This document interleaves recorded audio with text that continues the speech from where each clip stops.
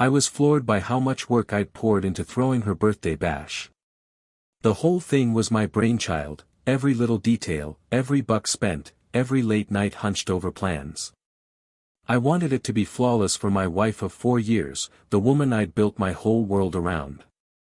We rented this stunning rooftop spot in the heart of the city, with a skyline view that'd make your heart skip a beat.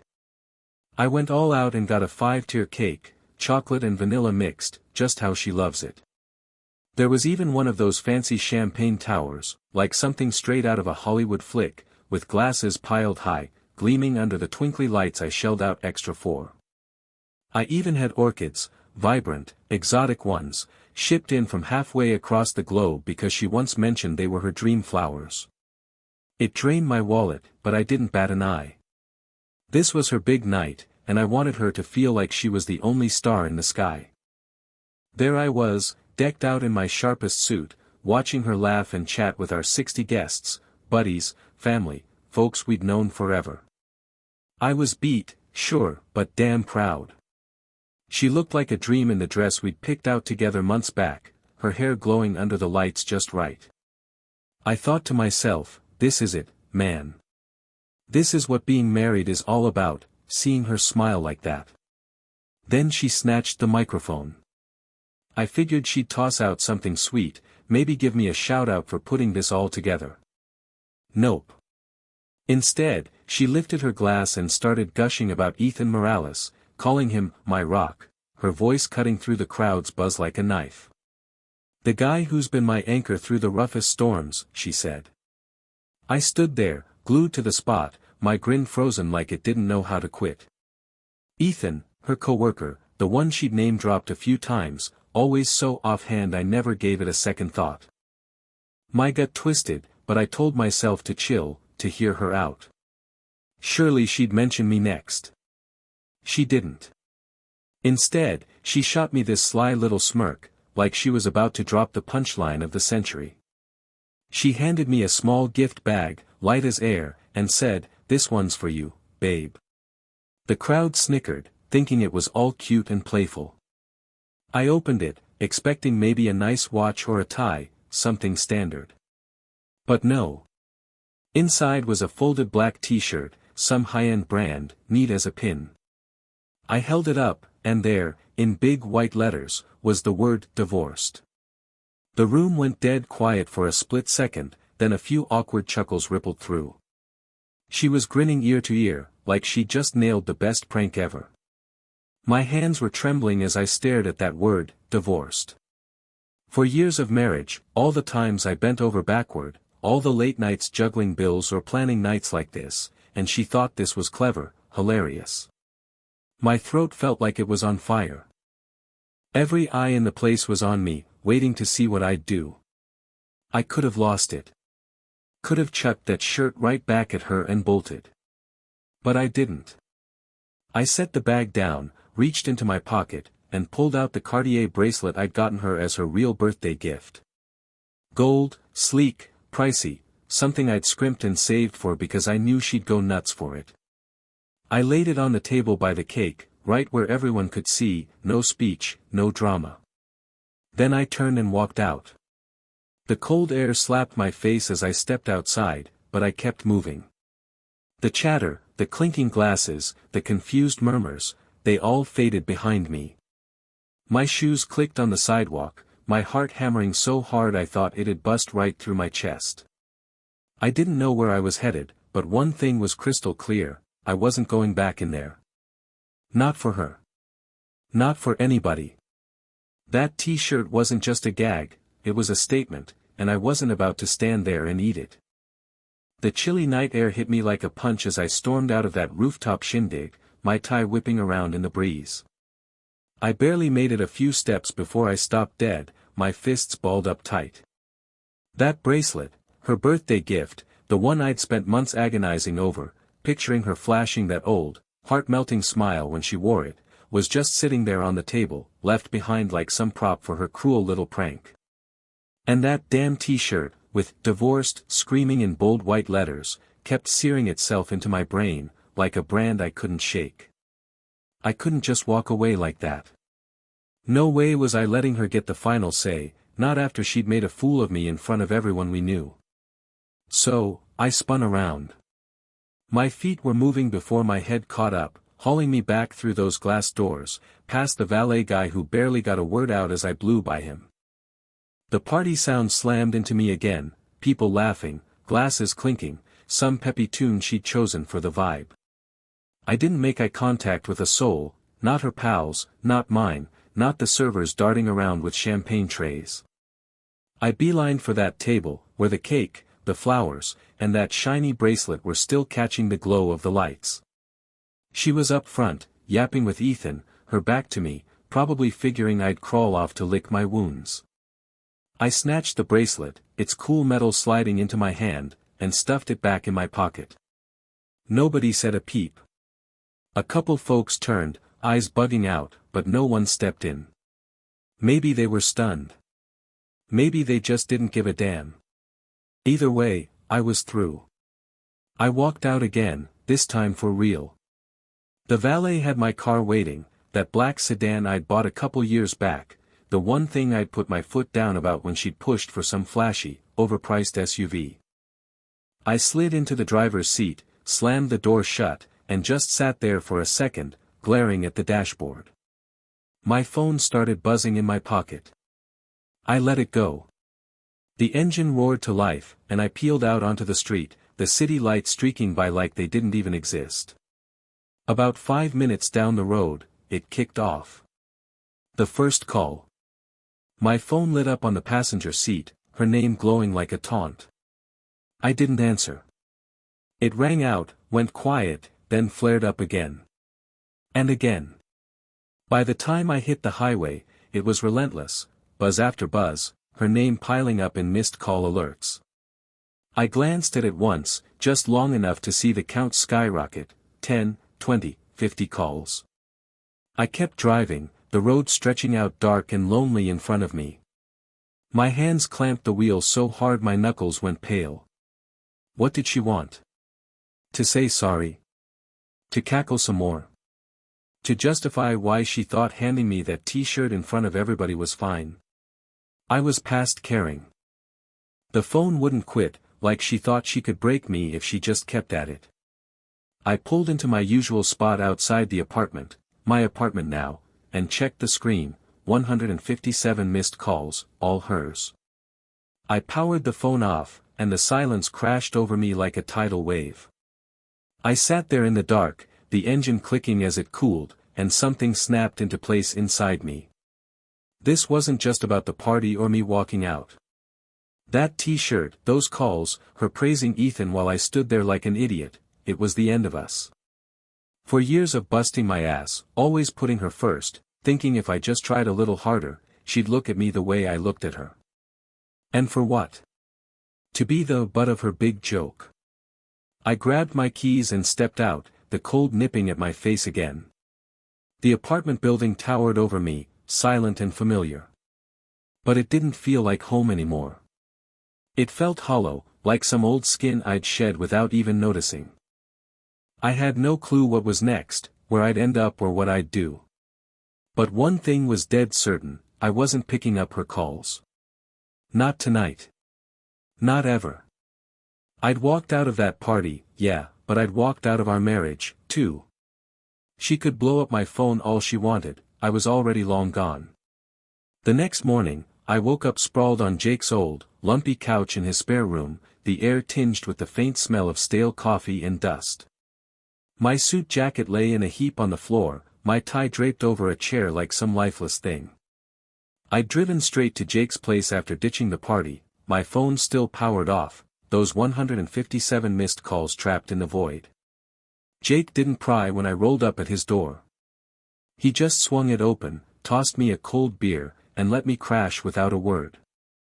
Now, sunlight slipped through the blinds, cutting sharp lines across the plain walls, and I lay there, eyes glued to the ceiling, trying to wrap my head around how my life had gone to hell. Jake shuffled in, his hair a wild mess, balancing 2 steaming mugs of coffee. He plunked one down on the table beside me, the steam drifting up in slow curls, and dropped into an old armchair that groaned under him. You don't bounce back from something like that, he said, his voice quiet but sure, like he'd already chewed it over. I didn't respond right off. I grabbed the coffee, the mug's heat stinging my fingers, and let his words settle in my gut.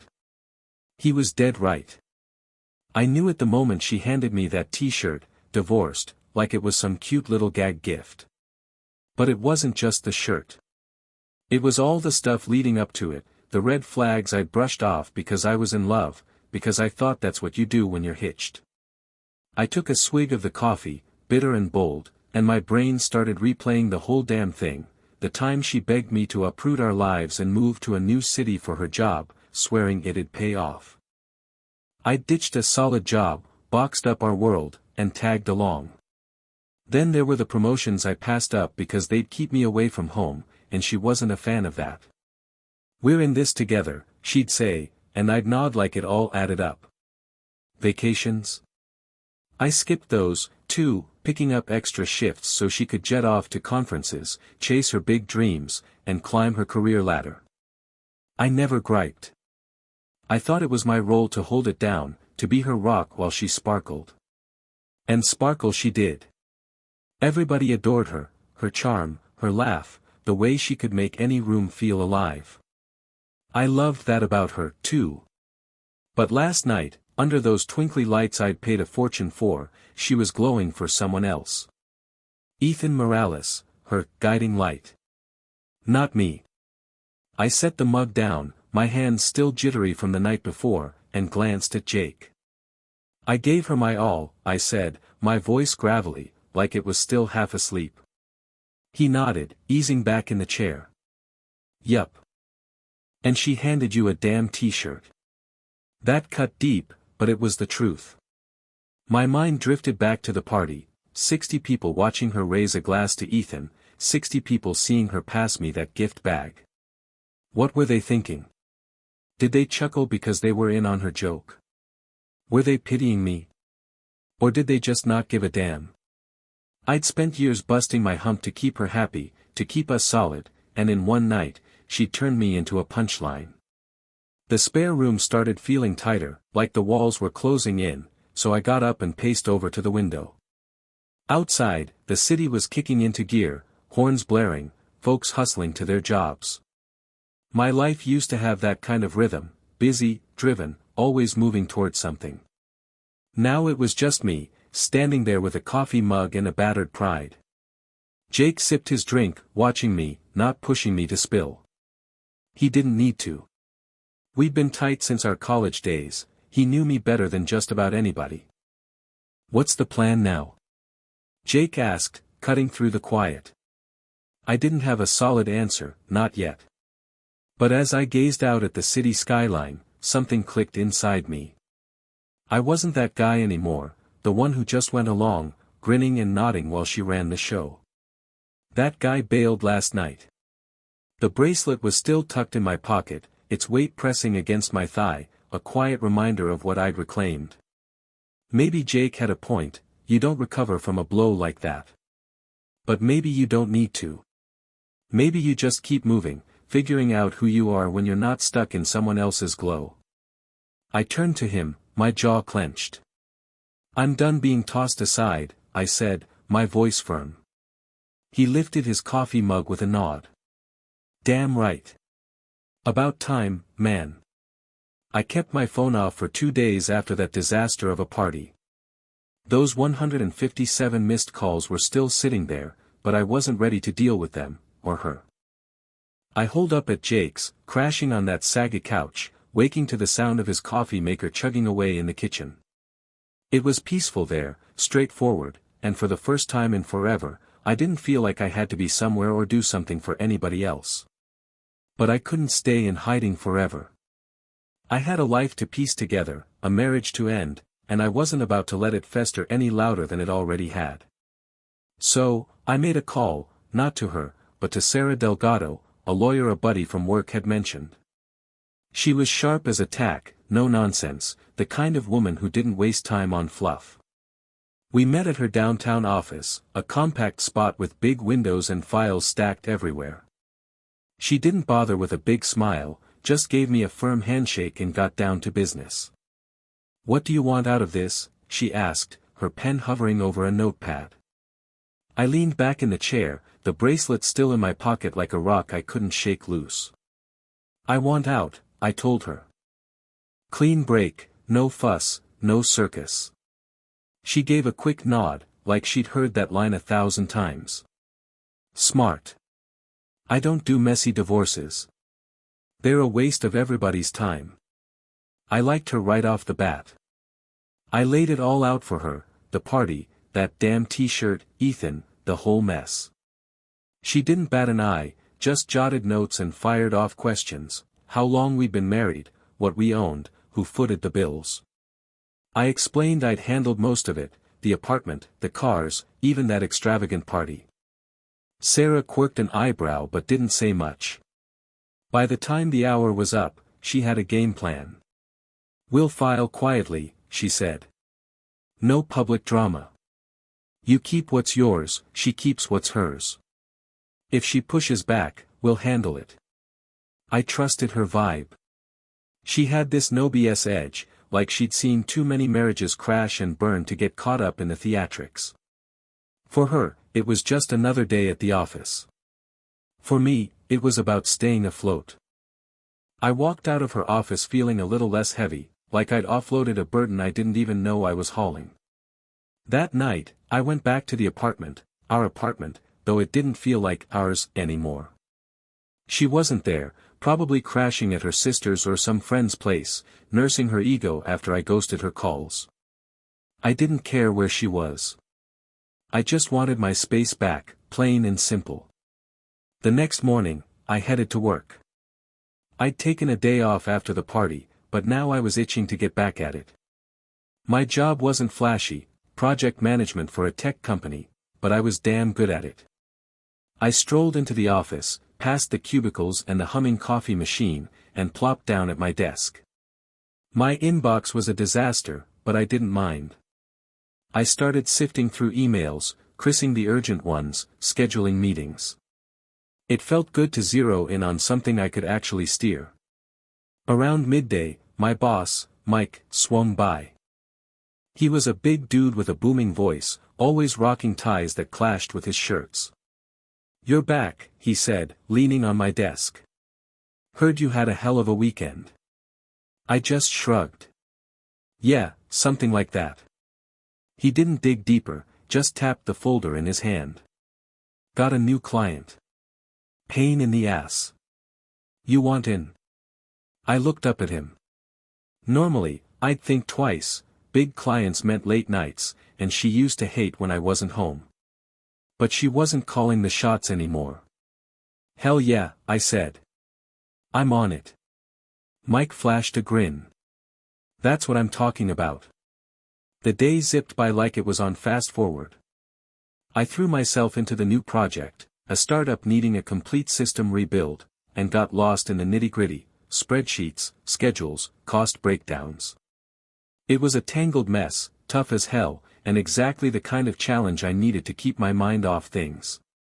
When I finally left the office, the sun had long vanished, and my head felt clearer than it had in days.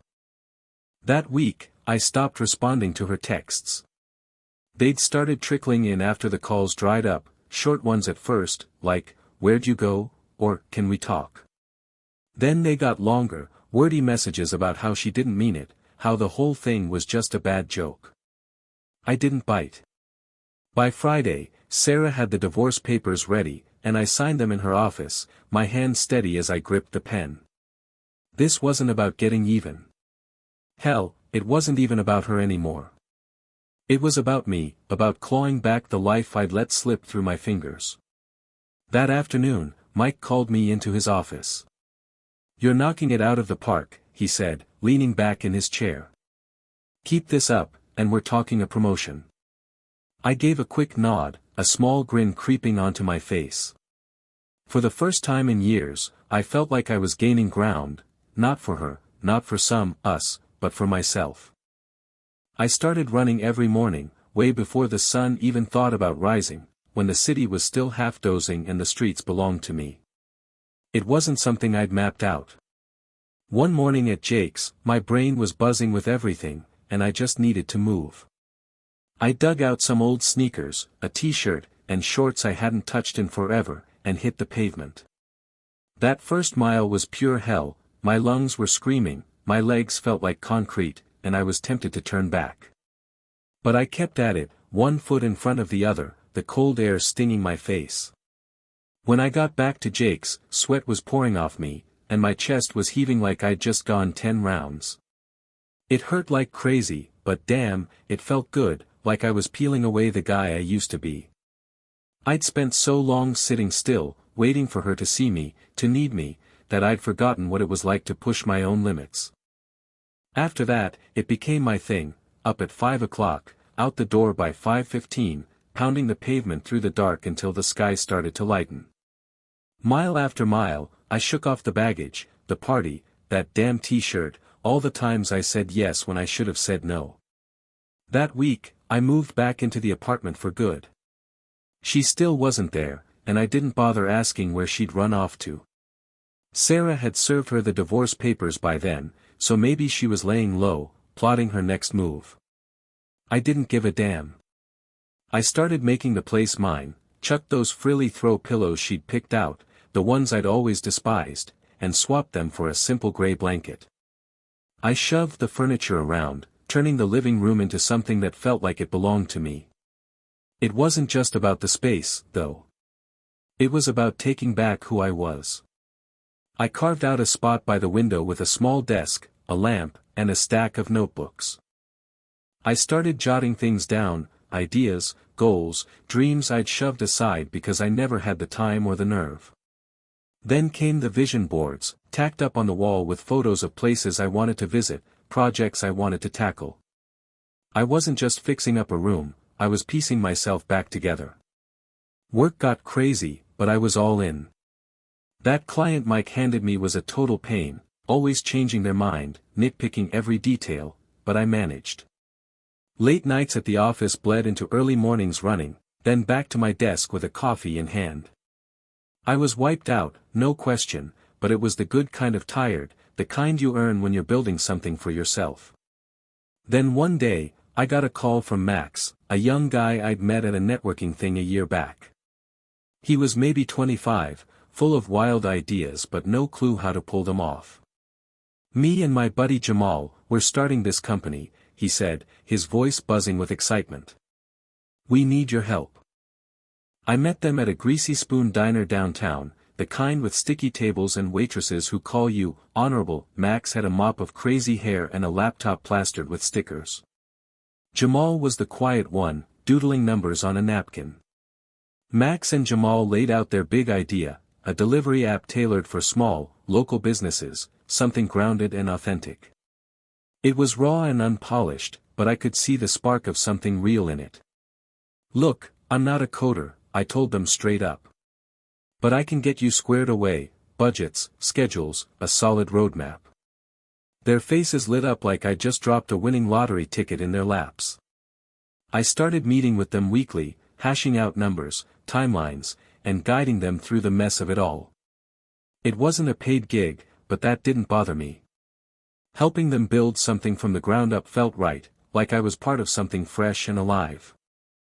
One evening, after a marathon session with the guys, I plopped down at my desk in the apartment, my eyes drifting to the vision board on the wall. There was a photo of a Thai beach, a New York skyscraper, and a rough sketch of a house I'd always dreamed of owning. I grabbed a pushpin and tacked up a new note, back Max and Jamal. It wasn't just about cash, I wanted to be part of their vision, to watch it take root and grow. Those morning runs kept me grounded. Each day, I pushed a bit further, stretched my limits a little more. My body was changing, shoulders getting wider, legs feeling solid and strong. But it went deeper than that. I wasn't the guy anymore who stood frozen, clutching that divorced t-shirt. I stopped waiting for her to call, to say sorry, to fix what she broke. She didn't matter anymore. The apartment wasn't a battlefield yet, but it was starting to feel like one, a space filled with my plans, my ideas, my life taking shape. I'd taken back that bracelet the night of the party, but now I was reclaiming everything else, and damn, it felt good. One afternoon, I was in my office, sunlight streaming through the blinds, when my phone buzzed with a text from Chris, an old buddy who wasn't tight with her but moved in the same circles. "You holding up, man?" his message read. "Word is she's struggling." I didn't shoot back a reply right away. I leaned back in my chair, the office humming around me, phones ringing, keyboards tapping, and let it sink in. Struggling? Fine by me. I wasn't rooting for her to crash and burn, but I wasn't about to shed tears either. I'd been pouring my energy into my own world lately, work, running, helping Max and Jamal with their startup. I was stronger than I'd been in years. If she was tripping over her own feet, that was her problem. An hour later, Chris texted again, "Ethan bailed. She's a mess at work." That caught me off guard. Ethan Morales, her so-called guiding light, the guy she'd toasted at the party while I stood there like a chump with that t-shirt. He'd up and quit. Chris didn't have the full scoop, and neither did I, just that it was out of the blue. I could imagine it, though. She'd leaned hard on him, built her whole persona around their connection, and now he'd vanished. I didn't grin, but I didn't feel a pang of sympathy either. I turned back to my spreadsheets, the numbers fuzzing out for a moment before I locked back in. Work was my rock now. Mike had me spearheading 2 more big projects, and talk of a promotion kept swirling around. I stayed late that night, the office growing quiet as everyone else cleared out, just me and the soft glow of my monitor. I liked the stillness, it gave me space to think. The next day, Jen, another friend who was closer to her, gave me a call. She was one of those mutual contacts I hadn't dropped yet.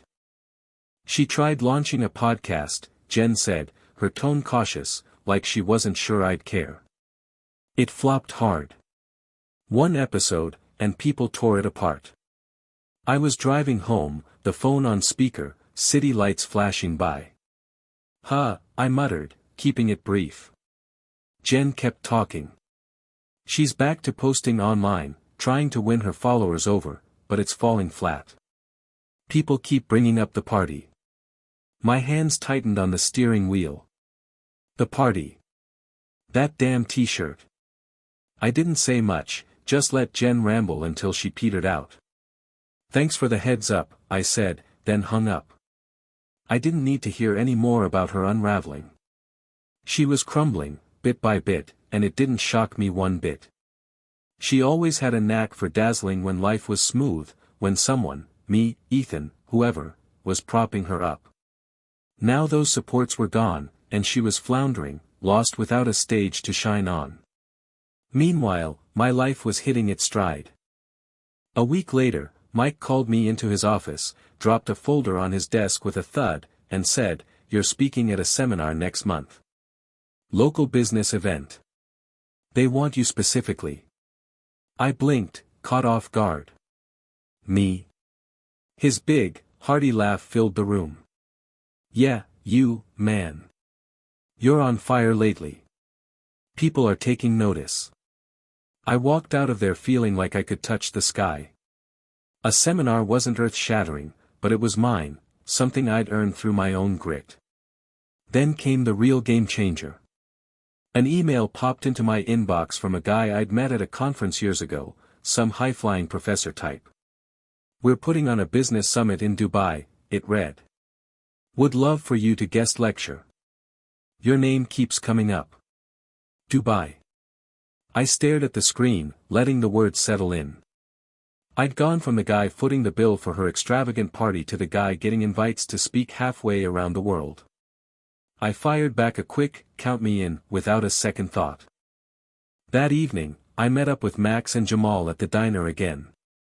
Their app was chugging along, slow, rough around the edges, but gaining traction, and I'd thrown in a small chunk of my savings to help them out.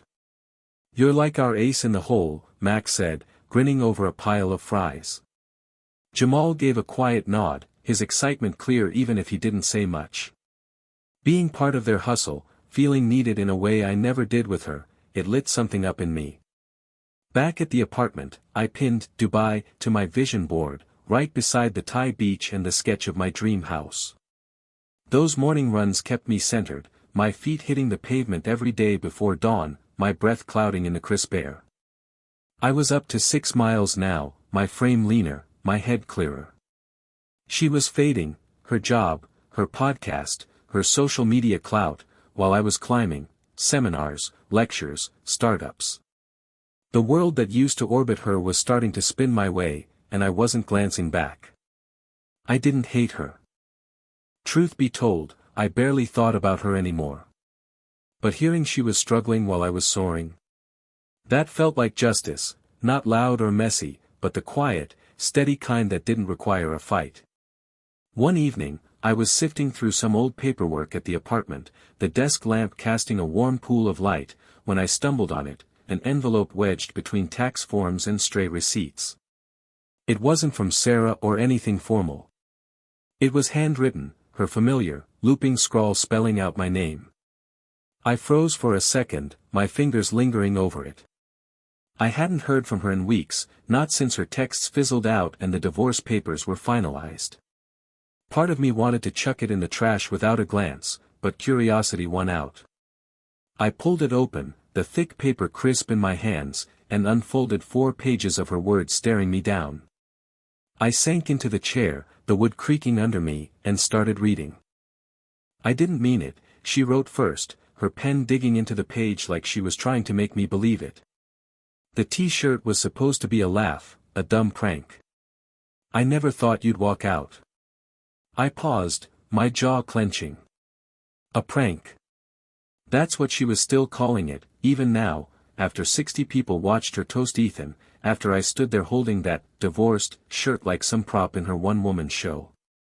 I kept reading. The pages were packed with apologies, justifications, and old memories. Remember that beach trip 2 years back, she wrote. When I twisted my ankle, and you carried me through the sand. Things were good then. Yeah, they were. I could still see it, us sunburned, laughing, her arms around my neck as the waves roared nearby.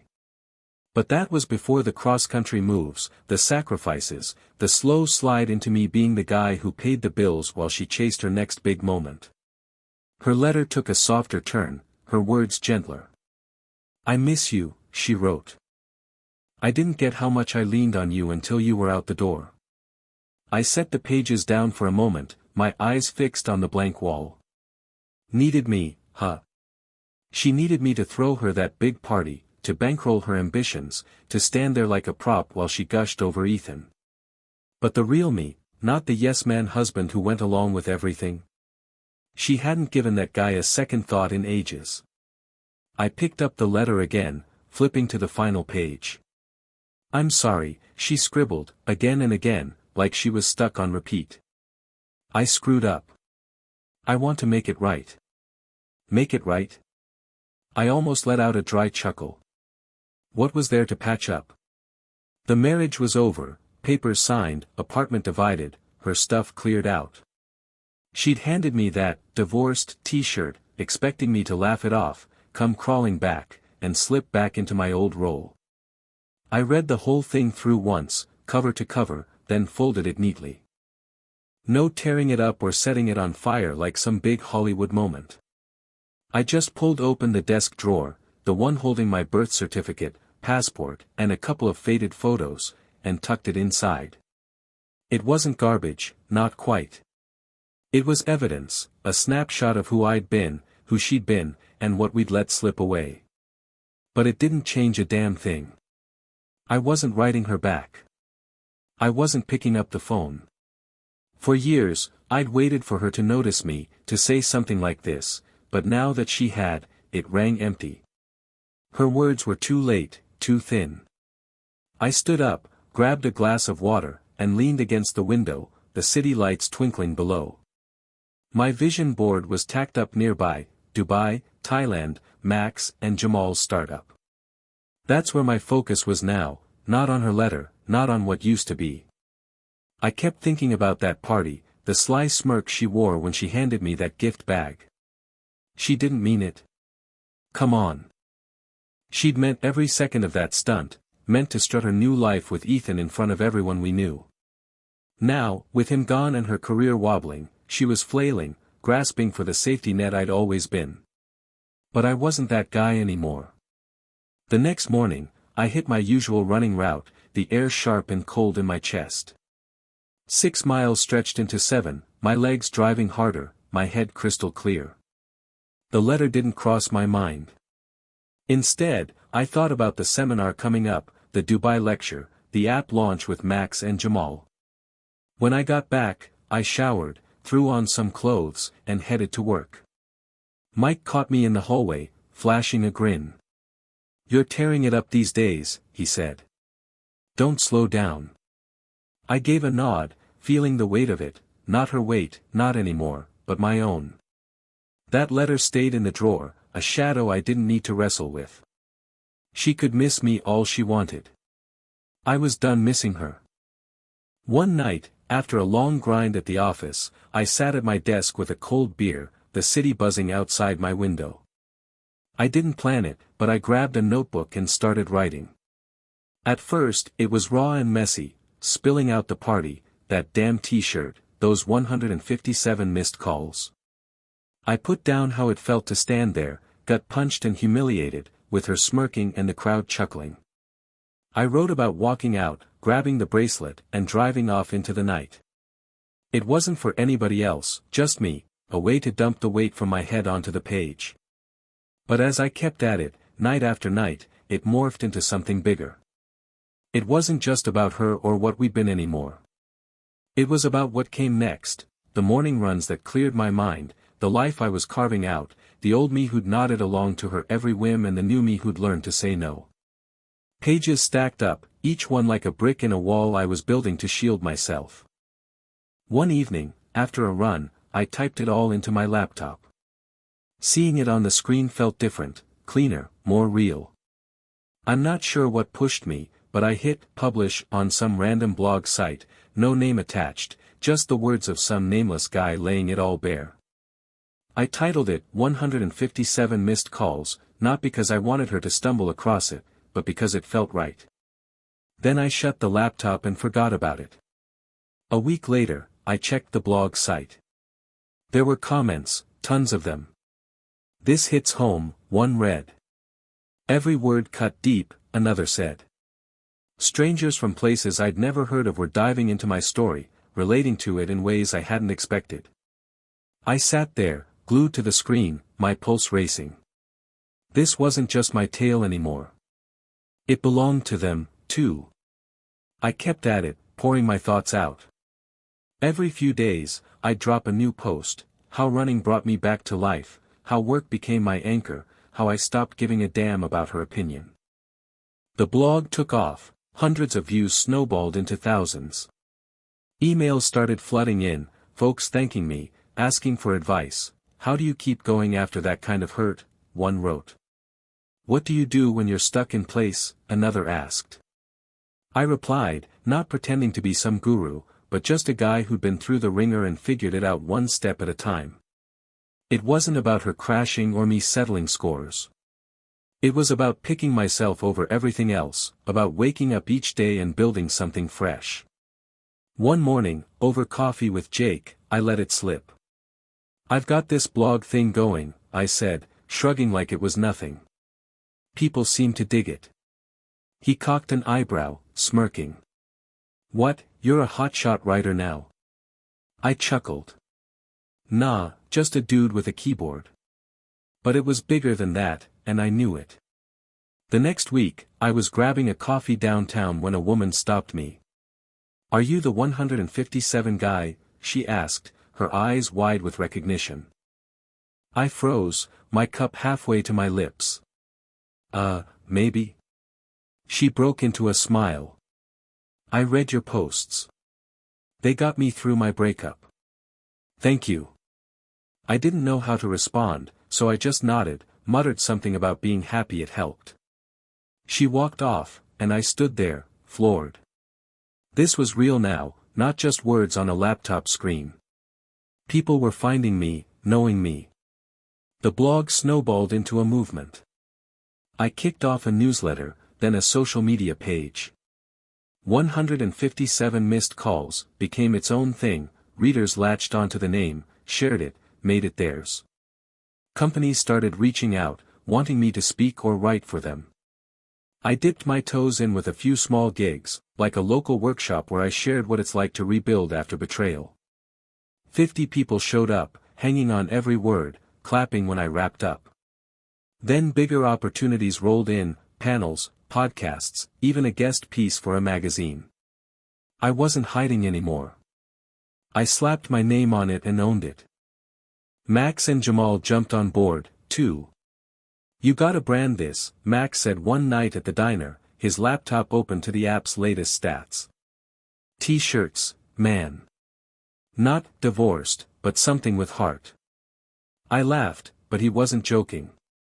We tossed around ideas, and I warmed to it, not for the cash, but for what it stood for. "Rebuilt," I said at last. That was the word. They nodded, and a week later, I held a prototype, a plain black shirt with "Rebuilt" in crisp white letters. It wasn't about her. It was about me, about everyone who'd read my words and clawed their way back. The movement kept growing, and I grew right along with it. I wasn't just the guy who stormed out anymore. I was the guy who kept moving forward. One rainy evening, I was strumming my guitar, something I'd picked up again after years of letting it sit in a corner, when a sharp knock cut through the sound of water hammering the windows. 3 quick raps, loud and urgent. I set the guitar down, my gut twisting for no clear reason, and headed to the door.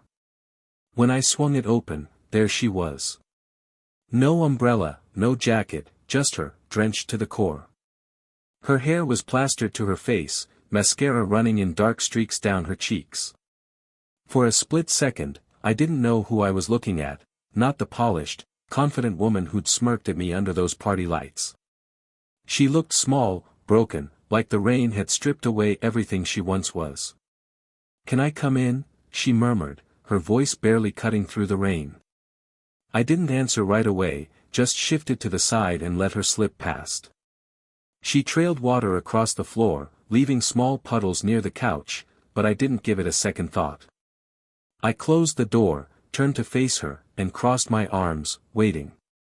She didn't take a seat, just stood there, arms wrapped around herself like she was trying to hold off the cold. "I miss you," she said at last, her eyes locked on mine. "We had something good."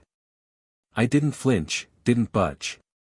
Her words lingered, heavy and damp, but they didn't land the way they might have once. "No," I said, my voice calm and even. "I was the one holding it together.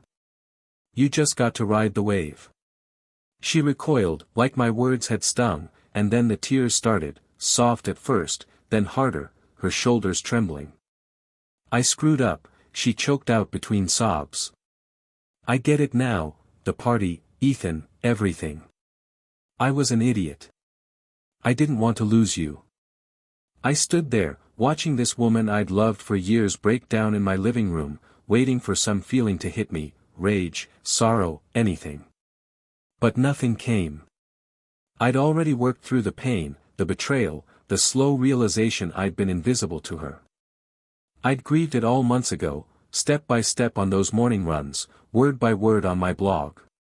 She kept talking, her words spilling out in a rush. "I thought I could make it without you.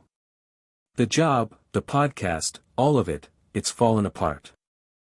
Ethan's gone, and I'm sinking. I need you." There it was again, need. She needed me now, with her world crumbling, with the spotlight she'd chased burned out. I took a step closer, not to ease her pain, but to make damn sure she heard me. "You didn't need me when you handed me that T-shirt," I said. "You didn't need me when you gave your big toast to him instead of me. You don't get to need me now." Her face collapsed, and she sank onto the couch, hands covering her eyes. I didn't sit down. I stood over her, and it all flashed through my head, the party, the calls, that letter she wrote. This was her last card to play, her final shot at dragging me back. But I wasn't that guy anymore. I'm sorry, she whispered, over and over, like it could undo something. I didn't add anything else. What was there to say? She'd made her choice that night, and I'd made mine when I walked away. The rain roared outside, a steady drumbeat filling the quiet between us. After a bit, she got up, swiping at her face with her sleeve. I'll leave, she said, her voice barely there.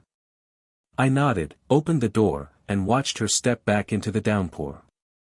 She didn't turn around, just vanished into the dark, the rain swallowing her whole.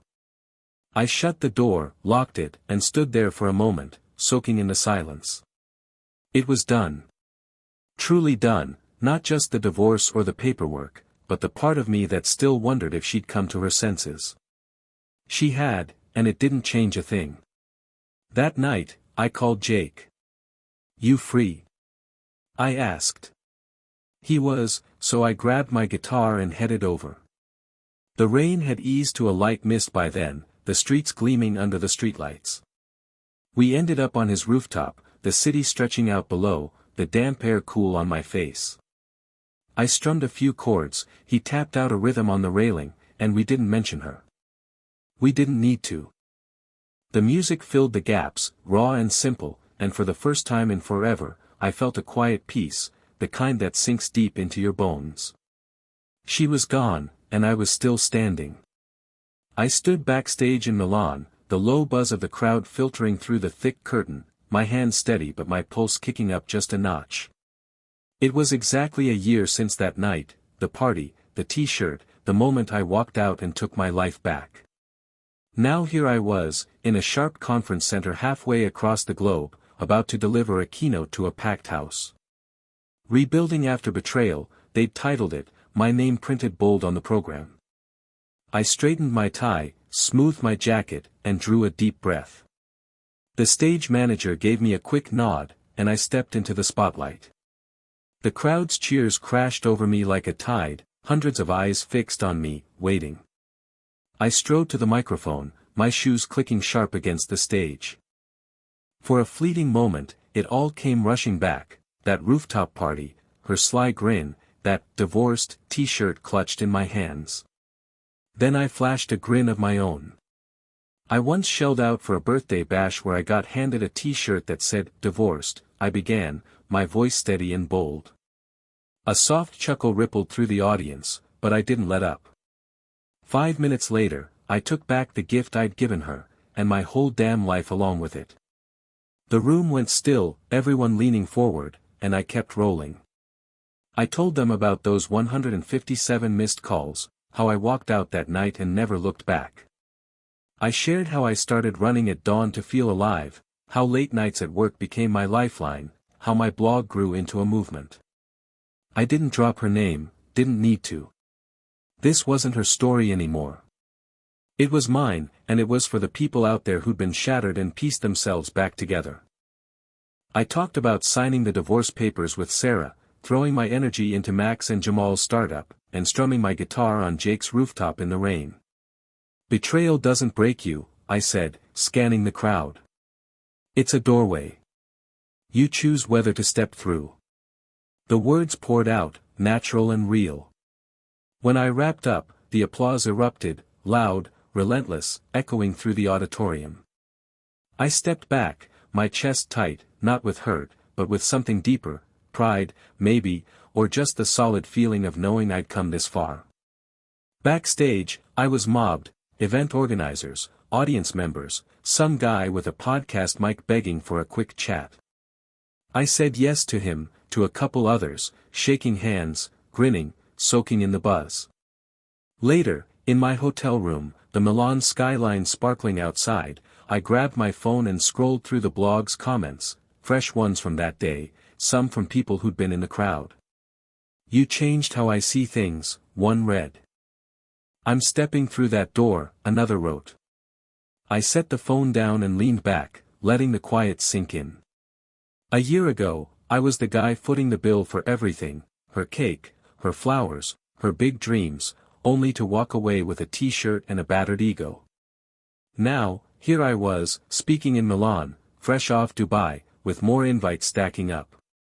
Max and Jamal's app had launched last month, and I'd rocked the rebuilt shirt at their launch party, laughing as they raised a glass to me.